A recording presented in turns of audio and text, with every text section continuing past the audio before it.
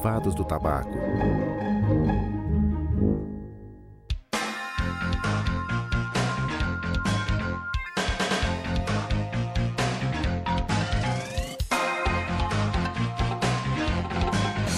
É isso aí, gente, o nosso grande abraço, um grande abraço para todos vocês. Vocês que a cada programa estão ligados aqui na TV Fortaleza, que é a TV da Câmara Municipal. Sempre lembrando para você que está em casa que nós somos da TV Fortaleza, né? A TV Fortaleza é fácil você acessar. É o seguinte, quem tem multiplay é canal 6. Você que tem TV digital é canal 61.4 e o programa vai para todas as sextas-feiras no Inédito às 19 horas. Temos também as nossas reprises, sábado às 20 horas e domingo às 23 horas. É isso aí, pessoal, já estamos no finalzinho de janeiro, daqui a pouquinho já é carnaval, mas a festa continua. Bom, gente, hoje eu estou com 2 convidados sensacionais, vocês vão gostar, certo? Mas vamos falar primeiro do primeiro convidado nesse primeiro bloco do nosso programa.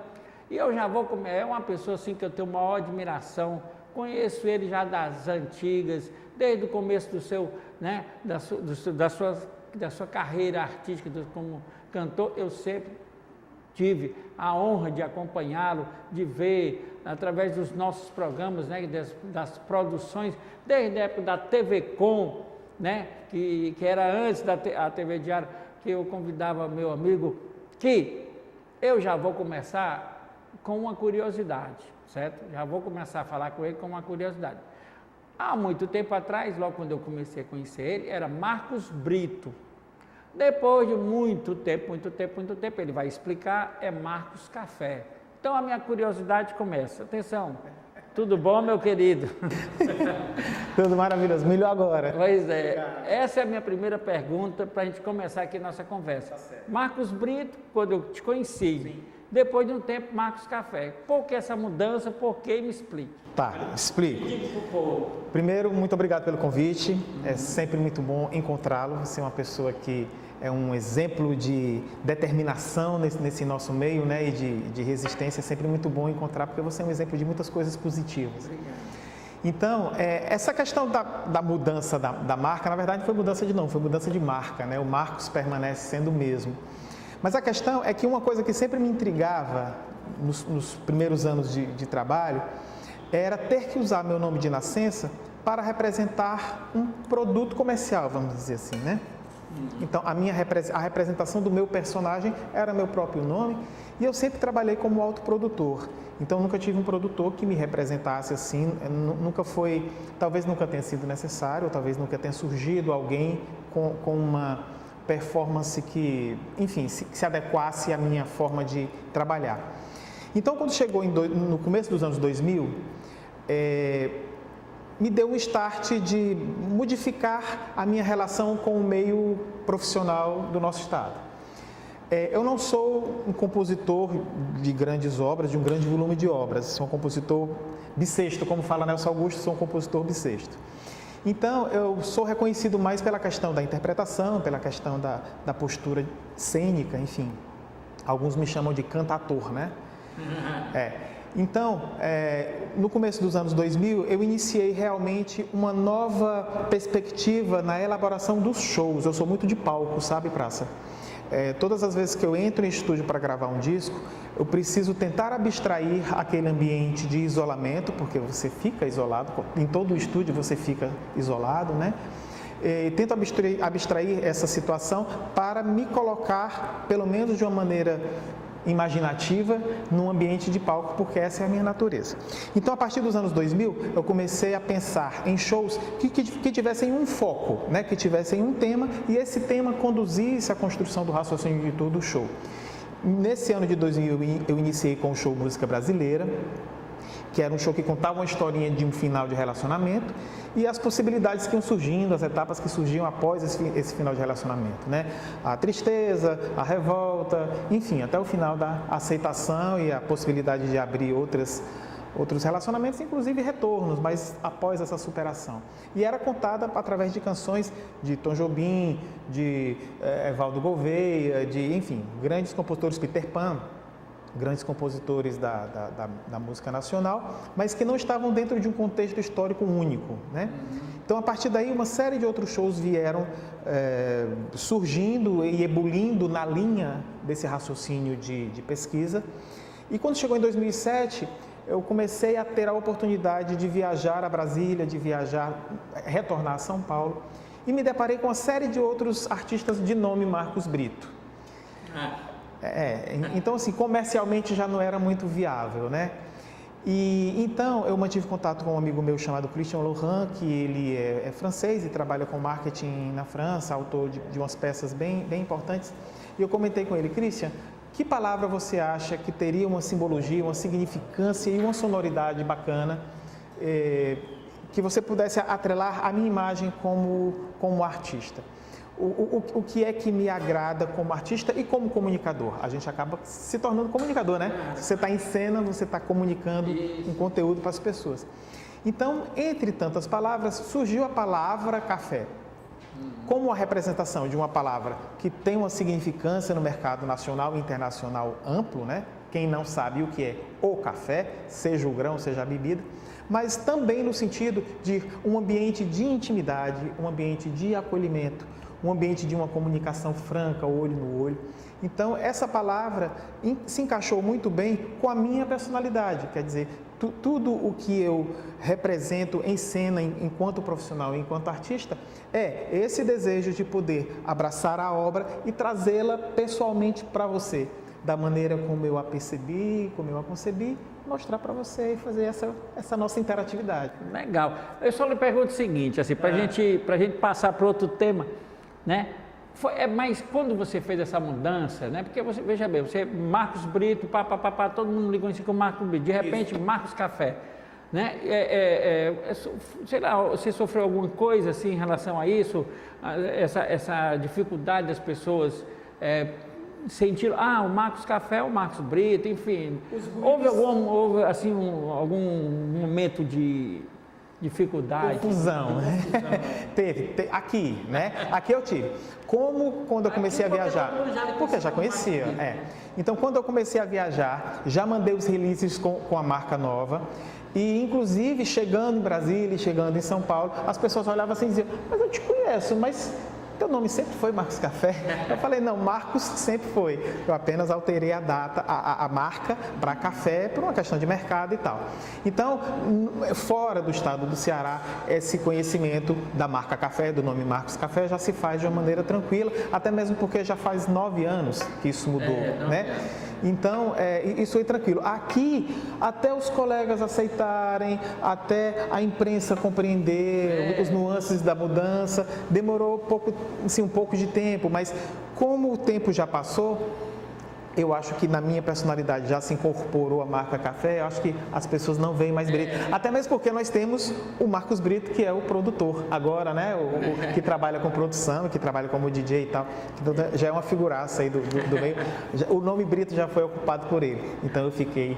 E outros Britos que existem por aí, né? Outros Britos. Meu querido, vamos lá. Aí eu queria ver o seguinte, começar um pouquinho assim, vamos lá para trás. E como é que começou mesmo? Como foi assim a tua trajetória? Como você começou a descobrir, eu sou cantor? Porque tem gente que diz assim, eu descobri quando eu estava na barriga da mamãe. Você não foi o seu caso, né? Não foi na barriga da mamãe, não. Minha mãe sempre gostou muito de música, mas assim, ninguém na minha família tem ligação com artes. Ninguém, nenhum tipo de arte.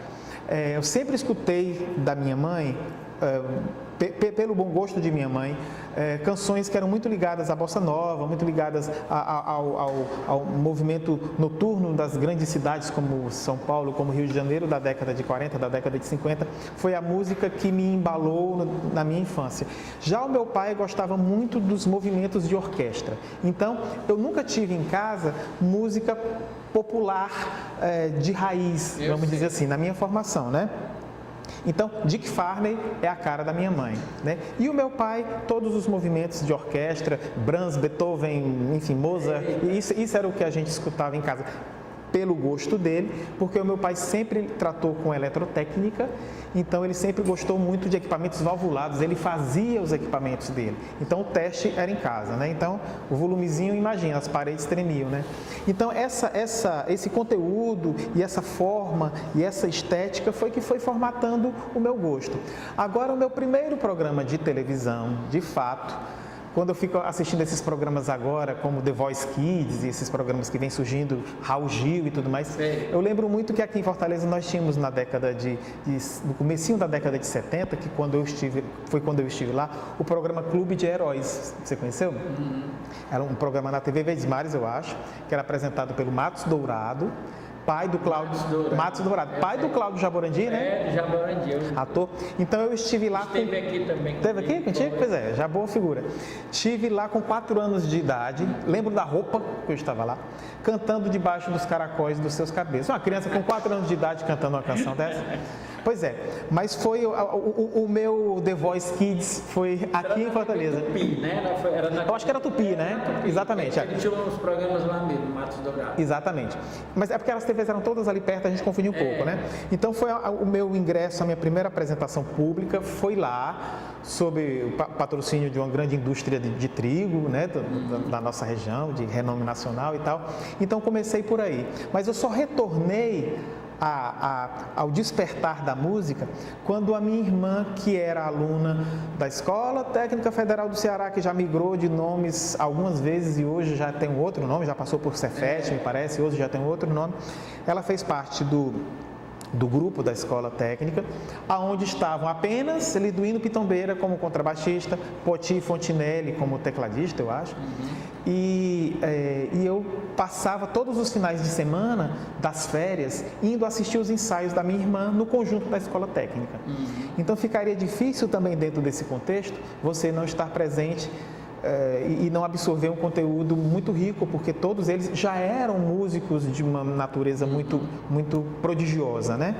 Então, nessa altura eu tinha 9 anos de idade, mas quando ingressei na música, pelo viés dos festivais, e a partir daí ingressei nos corais, foi a partir dos 16 anos de idade, que eu estudava em um colégio em Fortaleza, numa grande rede de escolas, e eles promoveram o primeiro festival de música, e eu não fui classificado, mas no segundo e no terceiro eu fui classificado com canção própria, olha aí, fui classificado primeiro e terceiro lugares nos 2 anos subsequentes.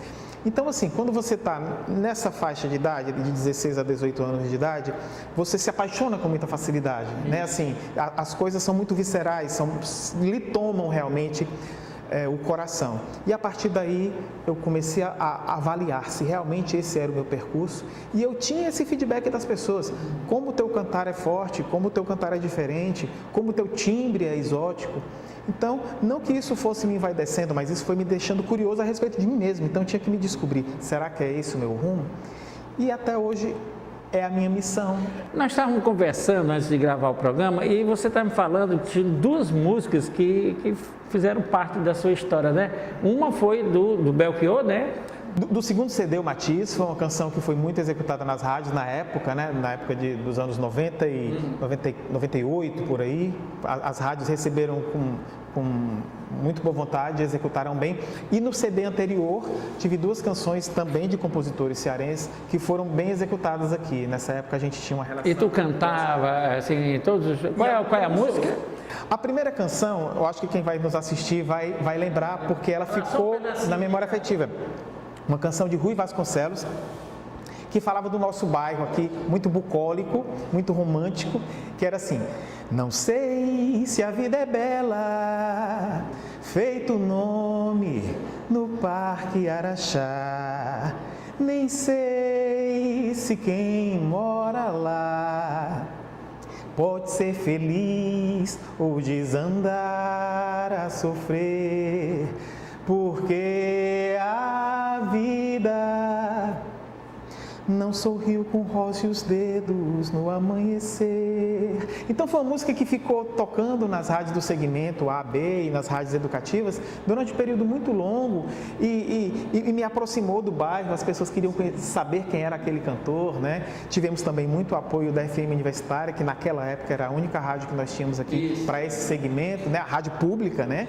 Outras rádios também recepcionaram bem, mas ela foi quem tocou esse projeto aí desse disco para frente de uma maneira muito ostensiva, assim, foi muito bacana. E a outra música que você... A outra canção que foi do Matiz, que já foi o disco de 98, foi a canção do Belchior, que participou comigo, a empresa dele seria no momento futuro a distribuidora do disco, que foi a canção recentemente gravada pela Ana Carolina, que parece que está numa telenovela agora. Meu bem, guarde uma frase pra mim, dentro da sua canção, esconda um beijo pra mim, sob as dobras do blusão.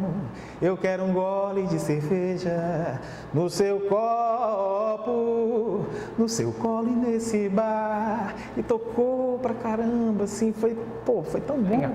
E, Marquinhos, você teve vários artistas que você já trabalhou com ele, já cantou com ele, Entre eles, Tom Zé, Emílio Santiago foi um encontro mágico e que, segundo a própria produtora do evento... Isso foi um show que você participou junto com ele lá em São Paulo? Aqui em Fortaleza. Com a Ângela Rorô foi uma temporada em Brasília. Com o Emílio foi aqui em Fortaleza, que foi uma experiência... Eu adoro a Ângela Rorô, sabe? Adoro demais. Era uma pessoa extremamente afetuosa. E o Emílio, assim, além de ser um lorde, foi uma pessoa com quem eu tive uma atenção muito especial no momento de formatar a minha apresentação, em consonância com o trabalho dele, e nas nossas 2 noites de show foram 2 noites assim em que o público percebia uma unidade entre o meu repertório e o repertório dele. E parecia que nós tínhamos combinado alguma coisa e nada havia sido combinado, né?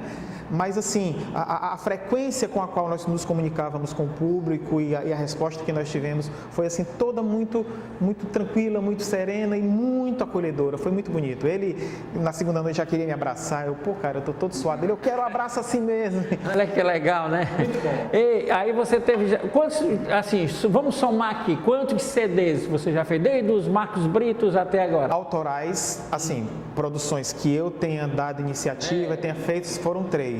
Agora, contando com os discos, participações nos discos de colegas, de convidados, eu não sei te dizer, porque eu não... Agora, teve um DVD que você gravou com o Evaldo Gouveia. Foi. Né? Foi em 2011. Pronto, vamos fazer o seguinte? Vamos assistir logo? Vamos lá. Pessoal, vamos lá. Maravilha. Ok.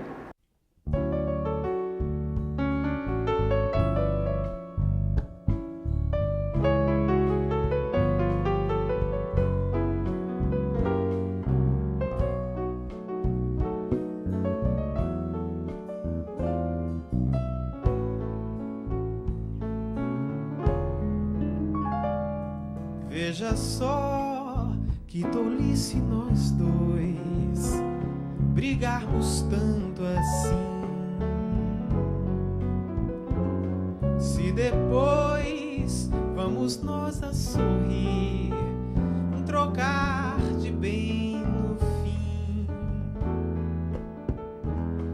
Para que maltratarmos o amor? O amor não se maltrata, não. Para que, se essa gente o que quer é ver nossa separação? Brigo eu, você briga também, por coisas tão banais. E o amor em momentos assim morre um pouquinho mais. E ao morrer, então é que se vê que quem morreu fui eu e foi você. Pois sem amor estamos sós, morremos nós.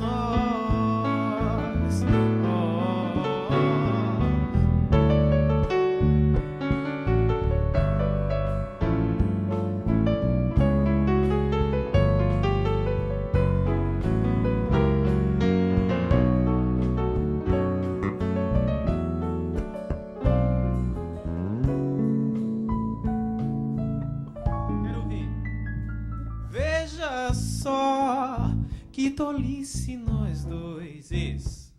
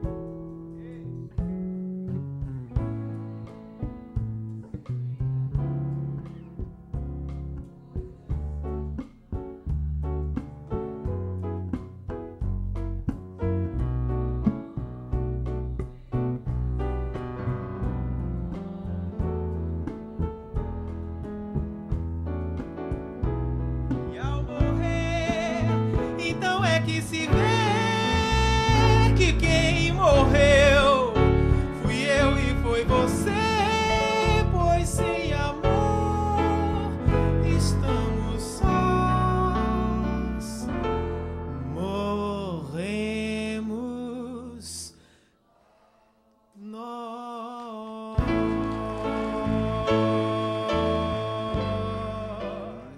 Ok, então tá aí, gente, que legal, hein, Evaldo Gouveia, né? Eu adoro ele, sabe? Aliás, ele é show de bola, que bom, né? Que momento lindo. E uma produção maravilhosa da Dora e do Honorato, assim, a direção do Pantico Rocha, primorosa, sabe? Os músicos todos muito bem afinados e tudo muito bem encontrado, sabe? Muito bem sincronizado. Foi uma honra muito grande ter participado. E essa canção que vocês viram é uma canção em parceria com o Evaldo e com o Paulo César Pinheiro, quer dizer, um mestre ou um outro mestre na história da música nacional, né, do ambiente do samba, ao qual eu sou muito afeito. Então, fiquei muito feliz pelo convite. Lancei a música, né, então estou super satisfeito por isso. O Marcos Café, me diz uma coisa, e você... Eu digo assim, porque você não faz shows, você não está cantando assim, tipo assim, todo final de semana, você não está... Como é a tua vida com essa questão dos shows? Por exemplo, alguém quer ver o teu show, como é que faz? Tem que esperar acontecer, e aí como é que é isso? Assim, a gente acaba vivendo nos dias atuais refém de editais, porque até um tempo atrás a gente mantinha uma relação um pouco menos burocrática, mas de certa forma menos democrática, né? Nessa perspectiva ampla da política, de que todas as pessoas tenham acesso aos espaços. Então eu era mais convidado a participar desses projetos e quando não era convidado, as minhas propostas eram mais aceitas e havia menos burocratização nessa relação. Então assim, eu trabalho muito com os projetos, né? Então até que eu desenvolva um projeto, desenvolva o raciocínio, o conceito dele, formate, roteirize, crie, ensaie e monte, isso demanda um certo tempo. Então assim, para me encontrar não é difícil, mas não é difícil, mas os trabalhos realmente têm um prazo de execução curto. Então, quando vocês souberem, e claro, as pessoas que admiram o meu trabalho, que gostam do meu trabalho, souberem, se puderem se programar para assistir, os meus trabalhos se manifestam sempre dentro dos editais, por via dos editais e dentro dos espaços culturais. Então aqui em Fortaleza, onde é que eu tenho pautas, assim, tradicionalmente? Teatro José de Alencar, Centro do Dragão do Mar de Arte e Cultura, Centro Cultural Banco do Nordeste, já não mais tanto, porque os projetos deles já estão um pouco mais restritos, mas já tive muitos trabalhos acontecendo lá. Espaços como o seu projeto, que aconteceram no Estoril, é uma outra alternativa e um espaço que está se tornando cada vez mais habitado. Então, enfim, o Cine Teatro São Luís, muito bom, muito bom. Final do ano tive a oportunidade de pisar naquele palco pela primeira vez, é sempre muito emocionante, né? É uma casa de cinema e quando você vê, você está lá cantando. É lindo, né? É lindo, faz parte da nossa vida, né? Da nossa história. Então nós, quando a gente entra no São Luís, a gente entra várias vezes, né?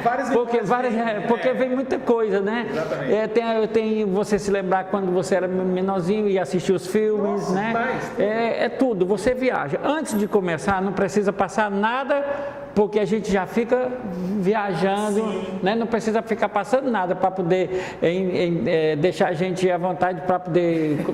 Tu tá entendendo? O cheiro da pipoca já desperta muita coisa. É muita coisa, é muito bom demais. Vamos, então, o Estoril, né? Sim. Eu tive, graças a Deus, essa ideia, né, de fazer eu sempre vivo buscando, sabe? Eu não sou cantor, sou um artista porque sou apresentador, né?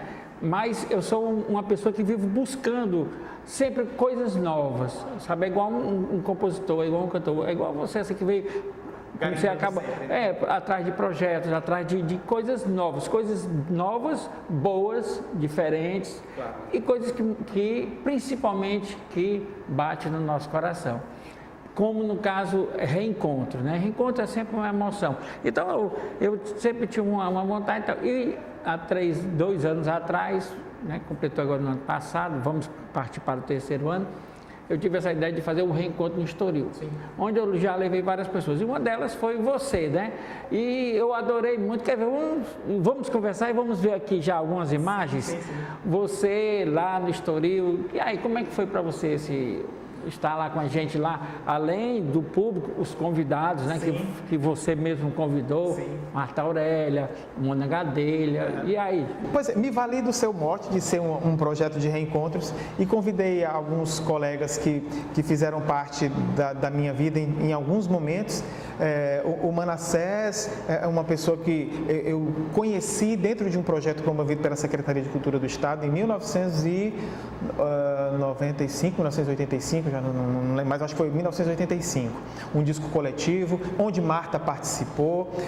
Mona Gadelha, uma grande artista, uma referência da nossa produção urbana, né, a produção de Fortaleza, que conheci aqui também, quando eu era muito novinho, mas assistia a Mona também muito novinha, né? Mona começou muito cedo, mas eu a assistia no Teatro Carlos Câmara e foi a primeira vez que eu a vi. Então, enfim, as pessoas que estavam ali no palco comigo representavam movimentos da música produzida no estado do Ceará, com as quais eu estava me relacionando naquele momento, naquele projeto de título Reencontros, né? Então eu estava reencontrando você, reencontrando aquele espaço do Estoril, que é um espaço que me traz muitas memórias, porque eu sempre fui muito afoito, então desde cedo eu frequentei os redutos boêmios da cidade. Mesmo não tendo a prática do álcool, mas aquele ambiente sempre me alimentou muito, né? Sempre me embalou muito os sonhos. Então sempre foi muito bom. E estar lá com você naquela noite foi uma noite mágica. As pessoas cantaram as canções do começo ao fim, né? Foi muito bom poder ter iniciado aquele projeto com um repertório de discos meus, né? E tê-los conduzido no decorrer do roteiro do show. Então foi uma noite bem diferenciada. Eu te agradeço muito o convite por ter participado. Mas eu é que agradeço, né? Você ter participado lá, porque realmente deu assim, o seu show é, como todo mundo já sabe, ele é, né, só cantado, você faz coreografia, você brinca, você é um ator, como é? Cantator, né? Então, quer dizer, isso para o Estoril, para todos nós que estávamos lá na praia de Iracema, foi belíssimo, foi um sucesso, foi demais. E eu fico muito feliz que todas as pessoas que estão sempre... no projeto, assim, levando, por exemplo, tem os convidados e tem o especial, todos eles, graças a Deus, foram bons. Sim. E no próximo, que vai ser agora em março, vai ser o Pingo de Fortaleza. Opa, né? Então vai ter gente pra o Pingo disse que já vai levar o maracatu dele todinho, né? Então lotou. Então já lotou o nosso Estoril. Bom, Marquinhos, já está quase encerrando aqui nosso bate-papo, né? Que isso aqui a gente podia até mais tarde, porque tem muito mesmo que conversar. E, quer dizer, nós estamos agora em comecinho de 2016. Sim. Projetos, o que é que você está... Qual é o foco maior para esse ano? Um outro disco, um outro trabalho autoral. Nesse trabalho eu estarei evidenciando, é claro, que é a música produzida no estado do Ceará, mas focado no instrumento, focado no violão. Nós temos uma tradição, eu não vou chamar de seresteira porque reduz o repertório, mas nós temos uma tradição muito vinculada à poesia e ao violão, né?